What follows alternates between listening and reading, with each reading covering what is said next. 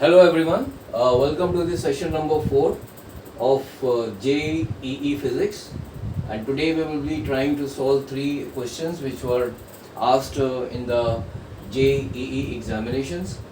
तो पहला क्वेश्चन मैंने बोर्ड पे लिखा हुआ है. पहला क्वेश्चन है कि an electric dipole has a fixed dipole moment P. It is making an angle theta with the x-axis. तो यहाँ पे इसको बना लेते हैं. ये आपका x एक्सिस हो गया, ये y हो गया. So it is making an angle theta with the x axis like this. ये थीटा हो गया, ये मेरा डाइपोल हो गया जिसका कि डाइपोल मोमेंट है p.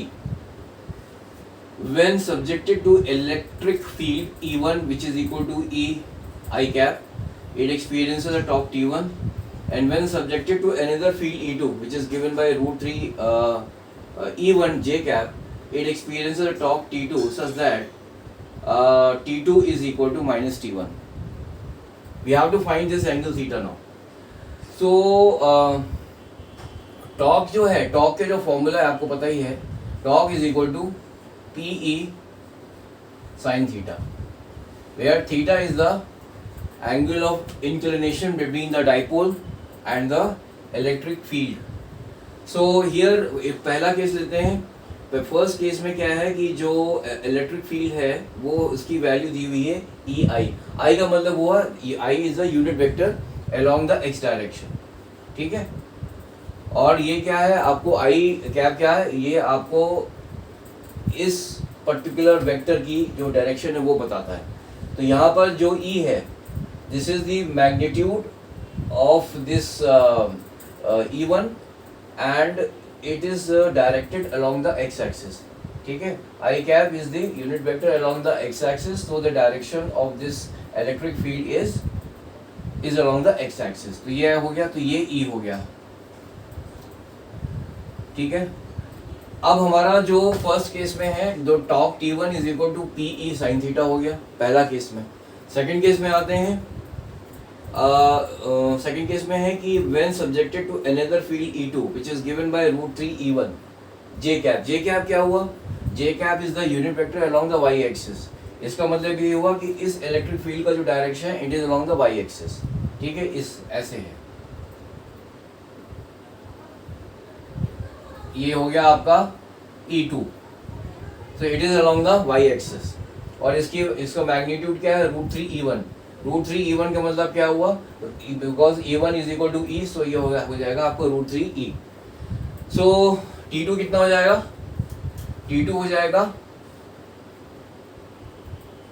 P E, बिकॉज यहाँ पर मैंने क्या है, इलेक्ट्रिक फील्ड की जो वैल्यू है वो मैंने E ली है, because this is the magnitude of this electric field E1. ये उसके मैग्नीट्यूड है, इसलिए मैंने यहाँ पर E लिखा हुआ है. सेकेंड में केस में क्या हुआ है कि इस वाले केस में the magnitude of this electric field E2 is equal to root 3 E1. So E1 is already equal to E. So यहाँ पे भी मैं इसको लिखूंगा root 3 E sin. अब यहाँ पर है, हम जस्ट ऐसे कर देते हैं, this is the point of origin. अच्छा, ये है आपका साइन. अब नाउ ये एंगल थीटा हो गया. थीटा क्या है? ये theta is the angle between the dipole and the electric field. तो इन द सेकेंड केस ये जो एंगल का कौन सा होगा? ये एंगल होगा, ये वाला. ये एंगल कितना हो जाएगा? ये अगर थीटा है तो ये आपका हो गया 90 माइनस थीटा. तो यहाँ हम लिख देंगे 90 माइनस थीटा. ठीक है, तो ये आपका हो जाएगा P root 3 E. Now sine 90 minus theta कितना होता है? कॉस थीटा हो जाएगा. तो T2 की वैल्यू ये हो गई. नाउ यहाँ पर ये लिखा हुआ है कि this T2 is equal to minus T1. Minus T1 क्यों लिखा हुआ है यहाँ पर? बिकॉज ये जो डाइपोल मोमेंट है, sorry this is the dipole है आपका, और इस डाइपोल के ऊपर जो है एक टॉर्क लगेगा जो कि इसको जो भी इलेक्ट्रिक फील्ड है उसके साथ में अलाइन करने की कोशिश करेगा. That is this is the dipole. In the first case the electric field is along the x axis. तो ये जो टॉर्क लगेगी वो क्या करेगा, वो उसका डायरेक्शन ये होगा नीचे की तरफ, दैट इज क्लॉकवाइज होगा। क्लॉकवाइज होगा तो this torque will try to align this dipole along this electric field, ठीक है, और इसका डायरेक्शन ये हो जाएगा। इन द सेकेंड केस क्या होगा, ये डाइपोल है, electric field is directed along the Y axis, so ये जो टॉर्क जो जनरेट होगा वो इस डाइपोल को इस इलेक्ट्रिक फील्ड के साथ में अलाइन करने की कोशिश करेगा। तो इसका डायरेक्शन क्या हो जाएगा, इसका डायरेक्शन हो जाएगा यू, लाइक दिस, ठीक है। ये इसको, इस डाइपोल को इस इलेक्ट्रिक फील्ड के साथ में अलाइन करने की कोशिश करेगा। सो यहाँ आप देख रहे हैं कि the direction of the torque T1 is opposite to the direction of the torque T2, और इसकी ही वजह से यहाँ पर ये लिखा गया है कि that T2 is equal to minus, ये माइनस साइन इंडिकेट करता है कि that the direction of this torque, this T1 and T2 are opposite. ये आप देखेंगे तो ये क्लॉकवाइज जा रहा है, ये आपका एंटी क्लॉकवाइज जा रहा है, ठीक है। अच्छा, now I just want to tell you one more thing, that the torque which is in the clockwise direction, ठीक है, क्लॉकवाइज डायरेक्शन में जो टॉर्क होता है उसको हम नेगेटिव मतलब उसको मानते हैं या उसको लिखते हैं, that is a torque in the clockwise direction is taken as negative and the clock in the anti clockwise direction is taken as positive, ठीक है। सो अब हम क्या करेंगे, T1 अपॉन T2 करते हैं। नाउ T1 इज, दोनों के मैग्नीट्यूड बराबर है, सो सी T1 का मैग्नीट्यूड और T2 का मैग्नीट्यूड बराबर दिया हुआ है, तो इसका मतलब क्या हो गया, PE sin theta will be equal to P √3 E cos theta. तो ये कैंसिल हो जाएगा, PP और EB जो है कैंसिल हो जाएगा, cos थीटा को मैं नीचे ले लूंगा तो ये हो जाएगा tan थीटा। तो tan theta will be equal to √3 और थीटा की जो वैल्यू आ जाएगी वो हो जाएगी 60 degree.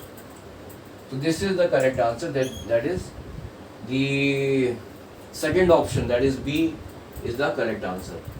So in this way the इस क्वेश्चन में खाली एक ही चीज इम्पोर्टेंट थी, that you have to while calculating the value of this torque T2 आपको ये एंगल कंसीडर करना है, that is 90 minus theta, because that is the angle between the dipole and the electric field. तो ये 90 minus theta हो गया, तो ये अगर नहीं तो आपको यहाँ पे थीटा की जगह पे 90 minus theta लिखना है। इसके बाद में क्वेश्चन बहुत आसान है।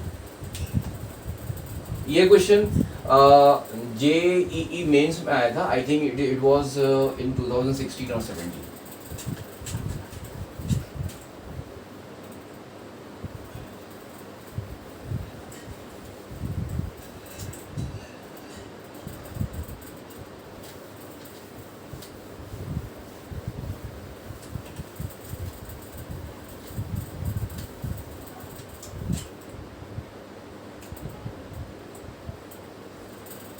Now let's solve the second question.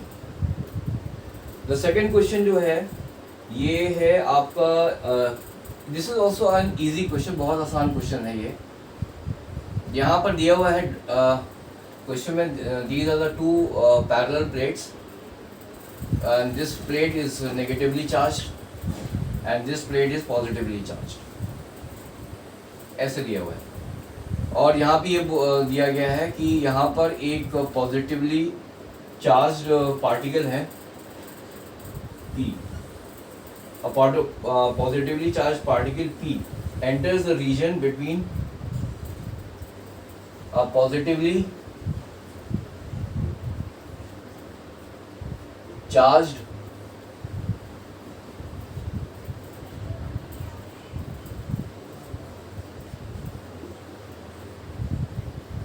enters the region between the two charged plates.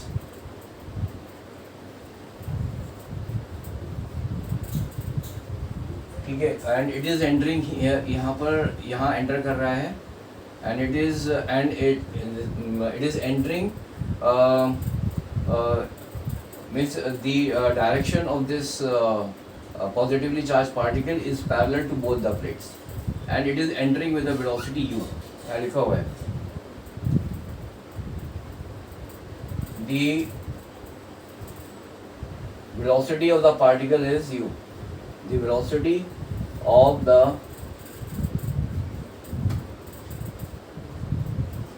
particle is u at the time of entry.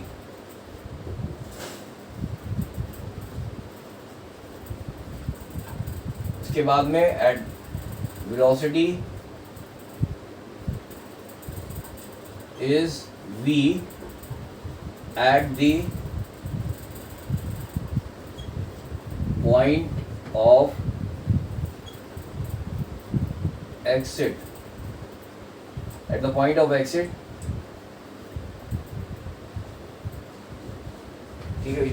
so this is the velocity of the particle. It is designated as u at the time of entry. जब ये इस plate के बीच में, now it is entering between these two plates and its direction means it has entered into this region in such a way that its direction of motion is parallel to both the plates. Velocity जो है, और जब ये इस plate से बाहर निकल रहा है, when it is exiting this region between the two plates, उसकी velocity v है. You have to find the relation between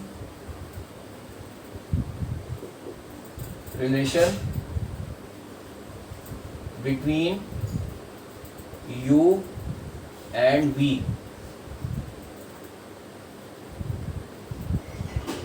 with a constant c. Is they have given 4 options. So I am writing these 4 options here. First option है आपका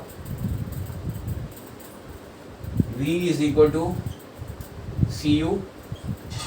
second option दिया हुआ है v is equal to under root कुछ है vu square plus cu.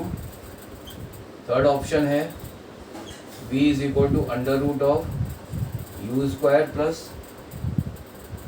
c upon u. And the fourth option दिया हुआ है v is equal to under root u square plus c upon u square. ये 4 option दिए हुए हैं. That is, you have to find the relation between the this u and the this velocity v along with a constant, not a constant c. Now constant c means क्या है कि we while deriving the relationship between u and v, we will be getting a certain constant. वो constant को उन्होंने c माना है, तो वो अभी हम देखते हैं कि वो c की वैल्यू क्या होगी. सो यहाँ पर सबसे इम्पोर्टेंट चीज़ है ये है कि इसकी जो इनिशियल वेलोसिटी है, और you can say this sorry the horizontal velocity, not the initial. I am just writing the horizontal velocity.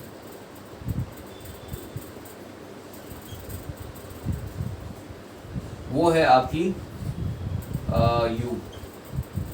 And this velocity will remain the same throughout its motion through this region. ये horizontal velocity है, but now this is a positively charged plate, ये negatively charged plate है.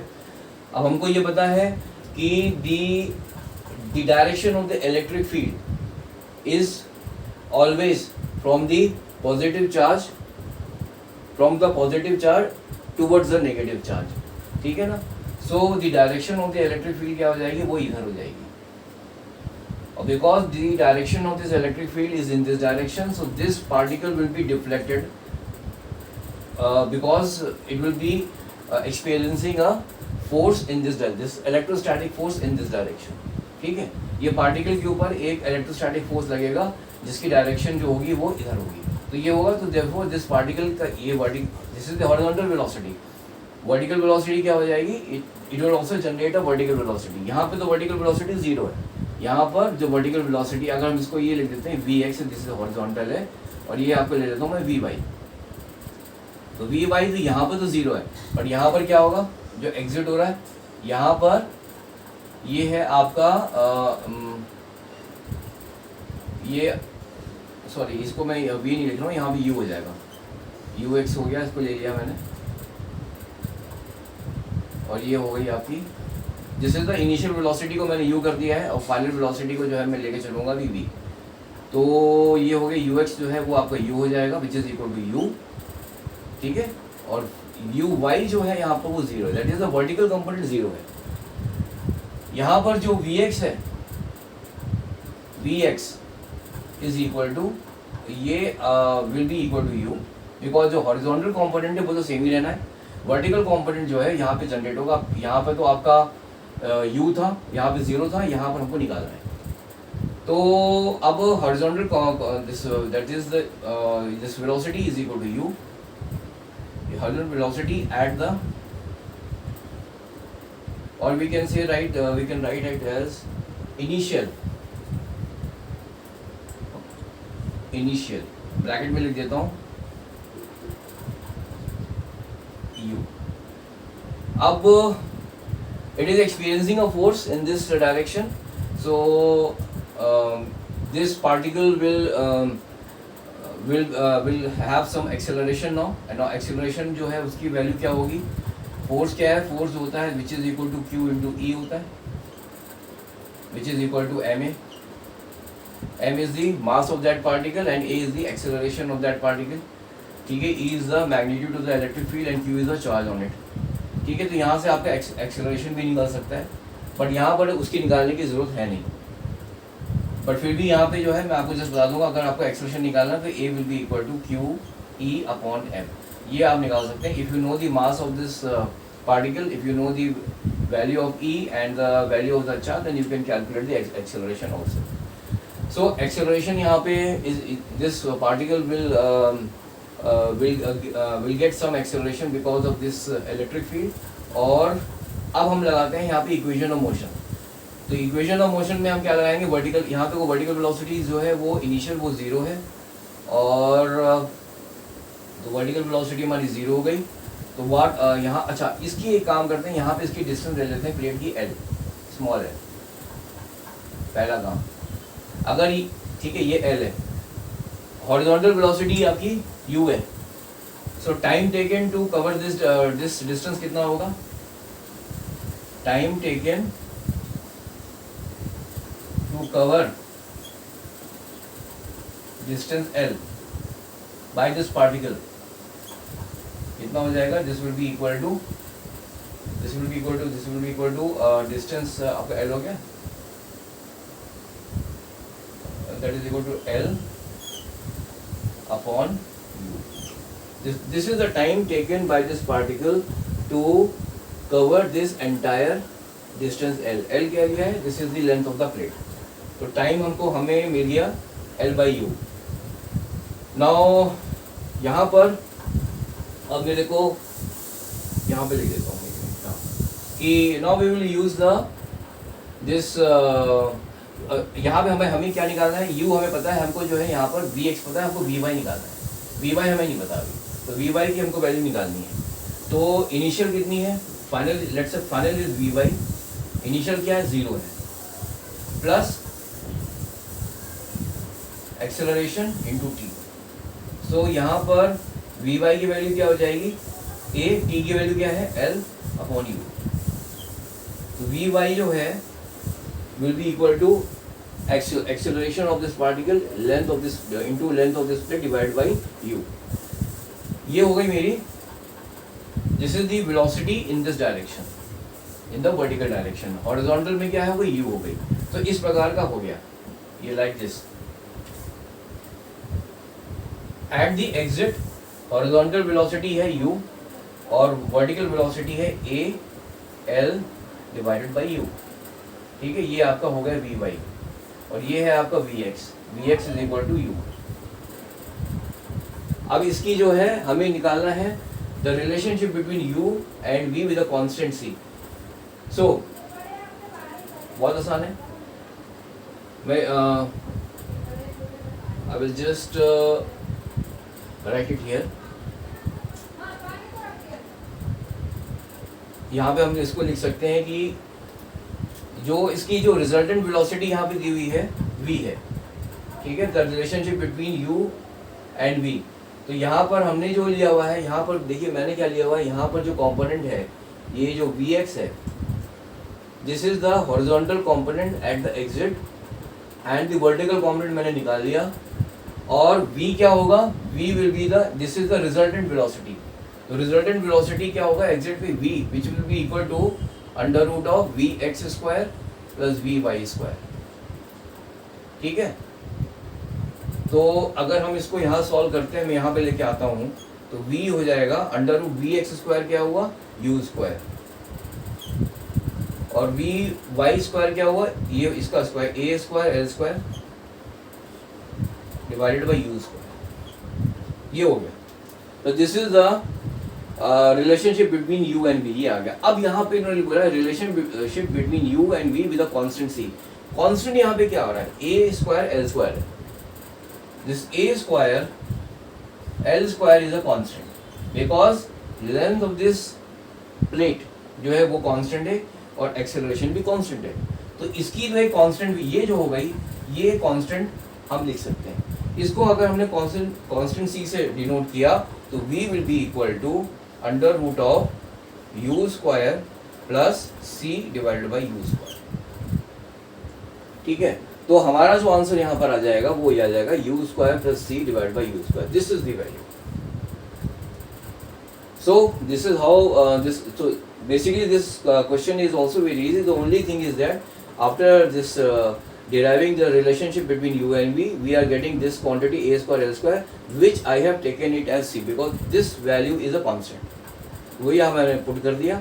And the second most important thing is that at the time of when this particles is entering this plate, it has got this horizontal velocity, but its vertical component is 0. And when it is exiting from this plate, horizontal component तो same ही रहेगा, that is ये initial जो velocity है in the this horizontal direction is u, the final velocity in the horizontal direction will also be u.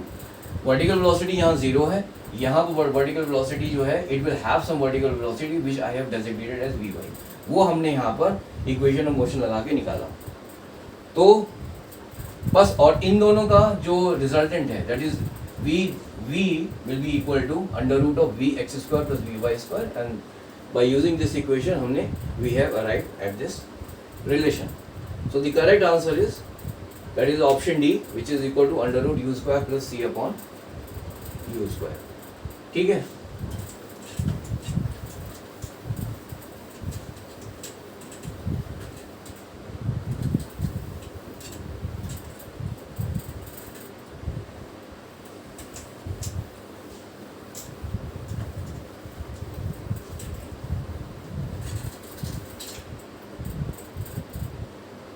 now the third question. The third question is also it's a very easy question, and here we will have to use some concepts of quantization of charge है, and how we have to this consider the जो flux है. Basically this question is related to finding the electric charge inside the surface. So let me first of all write down the question. Let me write down the question first of all, and then we will discuss it. So if the electric flux entering and leaving an enclosed surface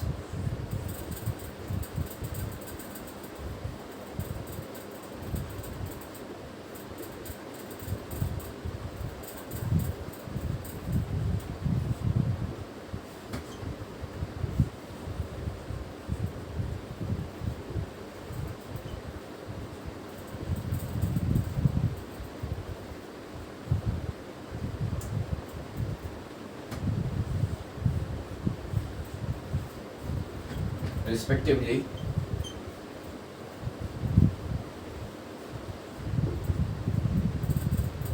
then the electric charge inside the surface will be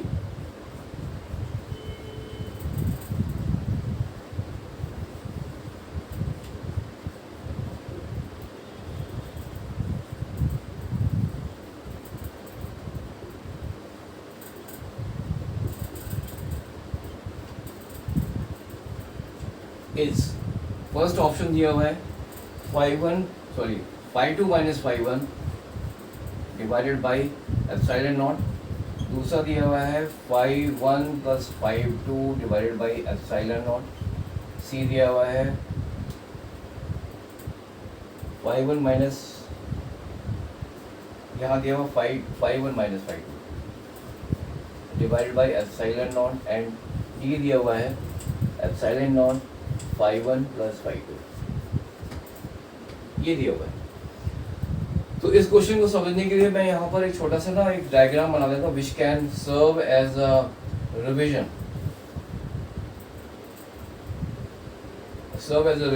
for those people who have just gone through this chapter of electrostatics, जिन्होंने अभी पढ़ाई किया है या इस this example से I will just try to clear the concepts which are related to the this electric flux. Now अगर कोई ये आपका एक सिलेंडर मैंने बनाया हुआ है, इस सिलेंडर के अंदर अगर कोई एक चार्ज है, लेट अस से मैं कहता हूँ चार्ज Q1 है and it is a negative charge, minus Q1 है और एक मैं कहता हूँ यहाँ पे प्लस Q2 है, दो चार्ज हैं।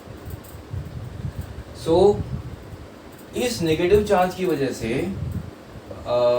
जो इलेक्ट्रिक फील्ड लाइंस हैं they will be generated, electric field line will be generated because of this negative charge. तो ये जो इलेक्ट्रिक फील्ड लाइंस हैं it will be directed inwards, ठीक है, it will be directed inwards, that is towards the charge like this, ऐसे कर,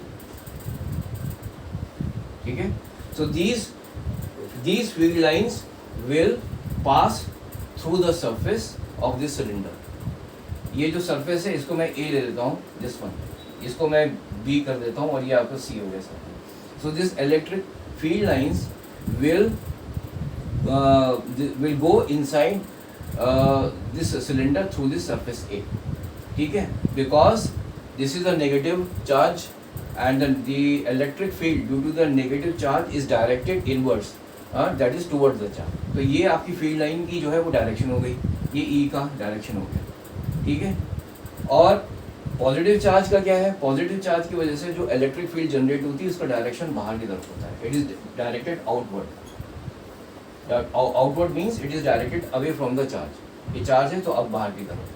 तो अगर आपका चार्ज नेगेटिव है किसी सरफेस के अंदर, then the electric field lines will be going inside, and if the charge is positive then the this electric field line will be going outside from that surface, ठीक है। तो ये हो गया आपका माइनस Q1 की वजह से इलेक्ट्रिक फील्ड लाइन जो है वो इस सिलेंडर के अंदर जो है वो जा रही हैं थ्रू दिस सरफेस A, और पॉजिटिव चार्ज की वजह से इलेक्ट्रिक जो फील्ड लाइंस हैं it is going out of this cylinder through this surface C, बाहर की तरफ जा रही है। नाउ इलेक्ट्रिक फ्लक्स, ये आपका दूसरा पॉइंट है, electric flux is considered negative,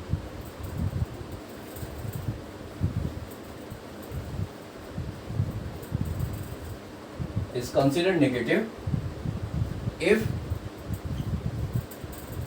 it is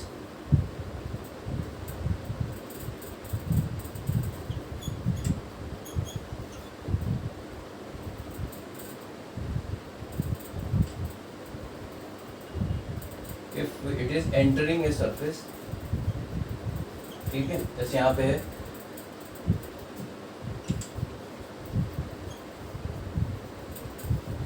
electric flux is considered negative if it is entering a surface. अब यहाँ आप देखो कि ये जो इलेक्ट्रिक फ्लक्स है it is entering the surface, that is it is entering this cylinder through this surface A, ये जो सरफेस है।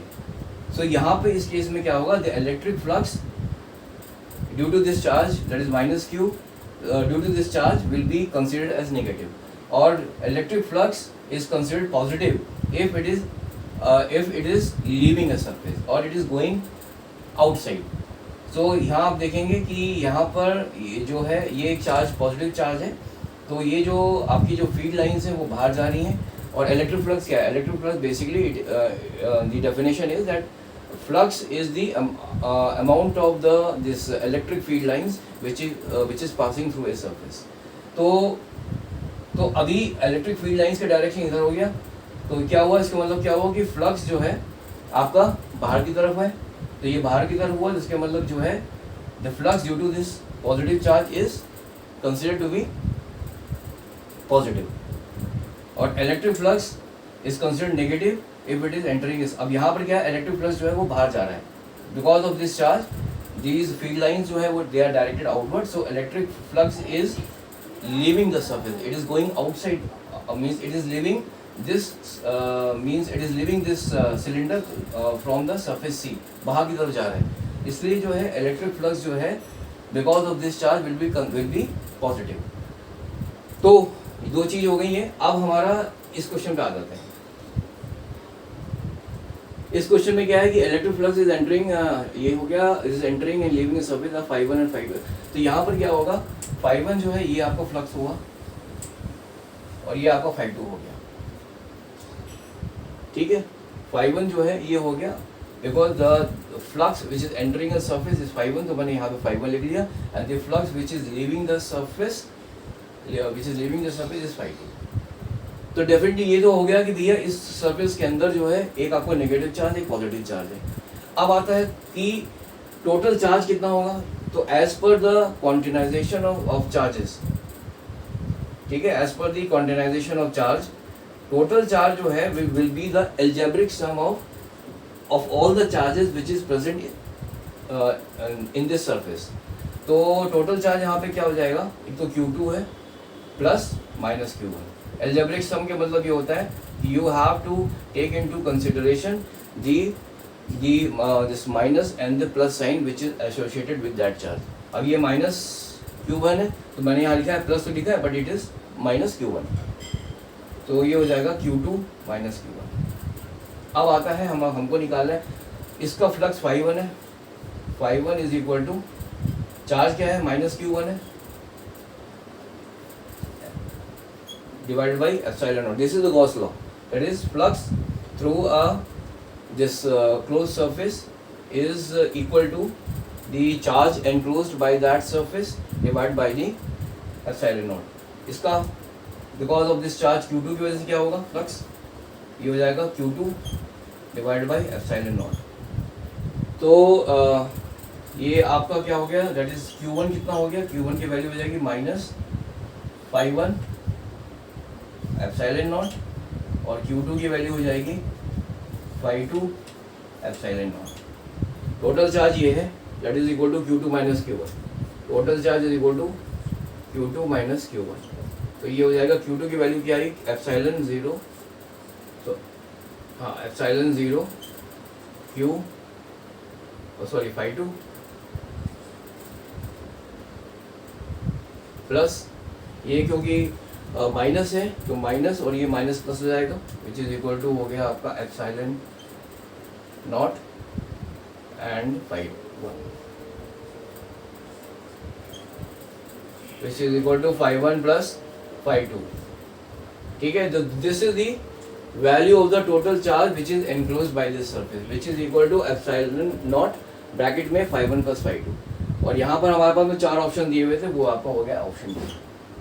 So यहाँ important now here in this question there are three important things. First of all that we have used the concept of quantization of charge, पहला चीज। Second thing is that आपको ये पता होना चाहिए कि the electric field due to a negative charge is directed inwards, that is towards the charge, and the electric field due to the positive charge is directed outward, that is it is directed away from the charge. Third thing, the electric flux, which is basically the definition of the electric flux is that it is the amount of the electric field which is passing through a surface. So electric flux भी क्या है आपकी, वो आपकी electric field ही है। So electric flux is considered negative if it is entering a surface and electric flux is considered positive if it is leaving a surface. तो इस case में अब अगर इलेक्ट्रिक फील्ड अगर आपकी एक if the flux is going is entering a surface, इसका मतलब ये होगा कि यहाँ पे एक चार्ज नेगेटिव चार्ज है, and if it is leaving a surface भी है तो इसके मतलब यहाँ पे पॉजिटिव चार्ज भी है। तो उसकी वजह से हमने यहाँ पे इस चार्ज को ले लिया माइनस Q1 और एक चार्ज को मैंने डेजिग्नेट किया, दूसरे को प्लस Q2 कर दिया। उसके अच्छा ये करने के बाद में हमने क्या किया, ये जो गॉस लॉ लगाया, यहाँ से मैंने Q1 एंड Q2 की वैल्यू निकाल दी। फिर मैंने क्वांटाइजेशन ऑफ चार्ज का जो है that जो ये जो this means as per the quantization of charge, this total charge will be equal to the algebraic sum of all the charges which is residing in this surface. So ये हो गया आपका Q2, ये आपका negative charge है तो ये आपका हो गया आपका minus Q1, that is equal to, ये हमारा आंसर आ गया. तो the total charge inside the surface is equal to epsilon naught phi 1 plus phi 2. So the option D is correct here. So this is all for today's session, and in the next session also I will be continuing with the same chapter, that is electrostatics. यहाँ पे भी next session में maybe 3 questions और मैं करूँगा, and once I will try to cover all the different types of questions which has been asked in the JEE mains examination in the last say 15 years. और जब ये जितने भी different types of questions को मैं cover करने के बाद में, then I will be moving on to the next chapter. So thank you very much for your time, and have a nice day. Bye.